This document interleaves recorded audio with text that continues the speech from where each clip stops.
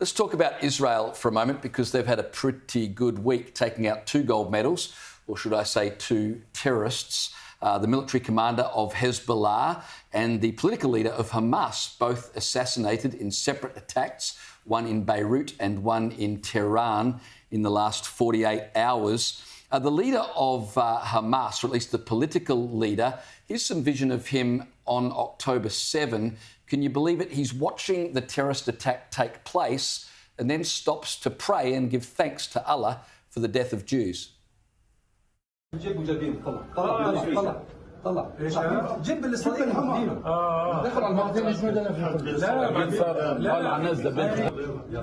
الشكر إن شاء الله على هذا النصر.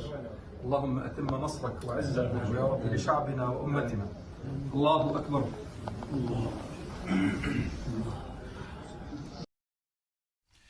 Well, he just got his just desserts. He was in Tehran for the inauguration of Iran's new president, and he was there with leaders of other terrorist organisations. And just hours before he was killed by what's believed to be an Israel strike, he was in a meeting for, as I said, the inauguration of the new president, where they're all shouting, "Death to Israel." Have a look.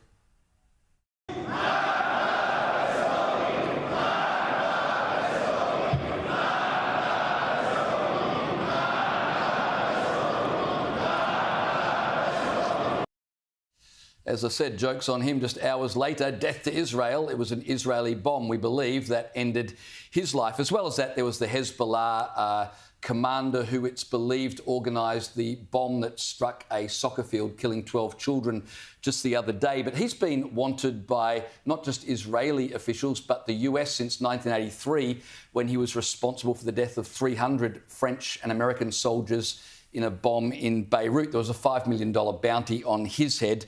He's now been assassinated as well. Israel making the point, it doesn't matter where you go or where you hide, they can get to you, which should be a warning to all terrorists. Peter Dutton, the opposition leader, is in Israel at the moment. Here's what he told Shari Markson earlier this evening.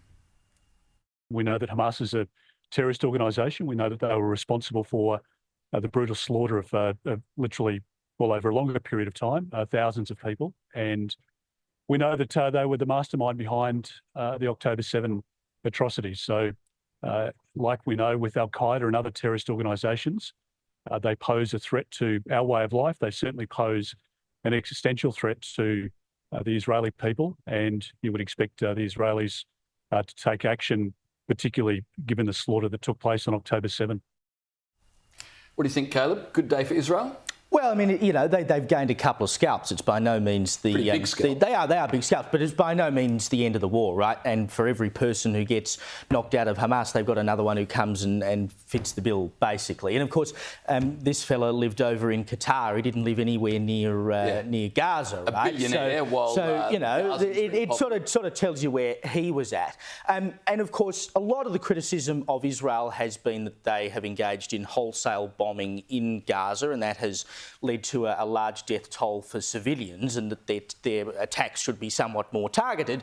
And these attacks are, of course, somewhat more targeted. The danger, though, of course, is that it may lead to escalation of the war. And, of course, it happened in Iran, and we know that Iran, through its funding of outfits like Hezbollah and the Houthis and Hamas, etc., is willing for war against Israel. So whether or not this opens the door to further danger remains to be seen. But, I mean, you know, it's on one hand, was it the right thing to do? Yes, of course it was the right thing to do.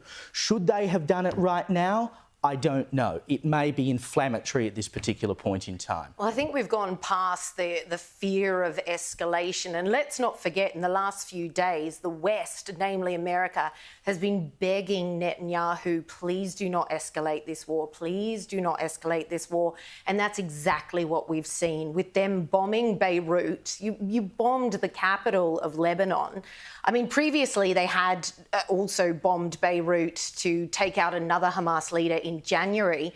But before that, they hadn't bombed Beirut since the 34-day war of 2006. So there was relative I guess, best as you could, peace in that particular area, and that has now been ruined. Of course, Hezbollah has now just said, hey, you've bombed Lebanon's capital. This is our turf. We are going to exact revenge. Iran has said the same because of this leader who's now been taken out, both of them just within hours of each other. And this is exactly the escalation that I was talking about last week when we heard Netanyahu address Congress, that instead of this war wrapping up, you are escalating this. And Netanyahu appears to be, and has been for quite some time, now leveraging October 7 to create a larger conflict in the area, to create a regional war. And with America begging him not to do this, I agree, Caleb, this is not the best timing. Nobody is saying we don't want these guys dead. We want them dead.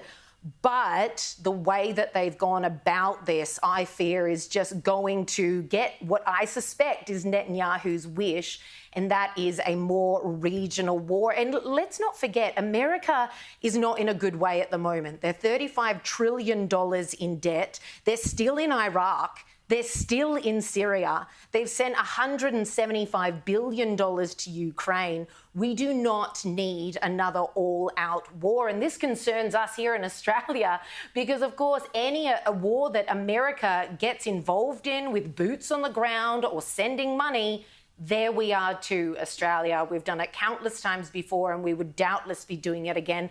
We don't want to be dragged into World War III. I said it last week. The stipulations that Netanyahu made to Congress as to when and why he would end this war were completely unrealistic. Complete demilitarization, complete de-radicalization. You have just radicalized generations by killing 40,000 people in Gaza. They will not forget. They will not forgive.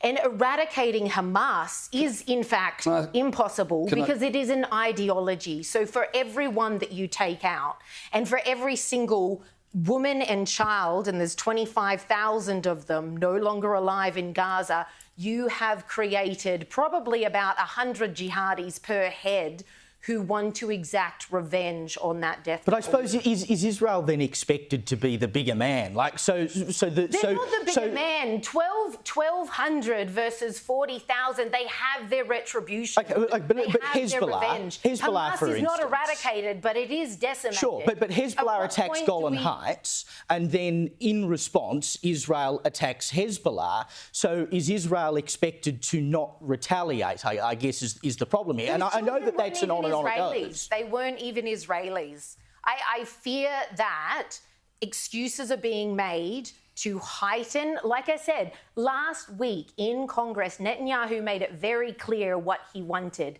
We're not scaling back. We're not ending this. Here are completely unrealistic terms in order for me to end it. He wants to go back to the prior to 2006 status quo in Gaza. Nobody will ever agree to that. There's a lot to unpack. There's two things I take exception to. One, I take exception to the assertion that Israel are escalating things by going after those who attacked them in the first place. Whenever Israel defend themselves, then Israel are accused of escalating things. Hamas are escalating things by continuing to hold more than 100 civilians hostage. Hezbollah are escalating things by lobbing hundreds of missiles every day into northern Israel and have done ever since October 7 and say they'll continue to do so. Hamas escalate things by having in their charter that they will not stop until Israel is destroyed. And as for radicalising a new generation, Hamas teach that the Jews must be destroyed. They teach it in their schools. Benjamin Netanyahu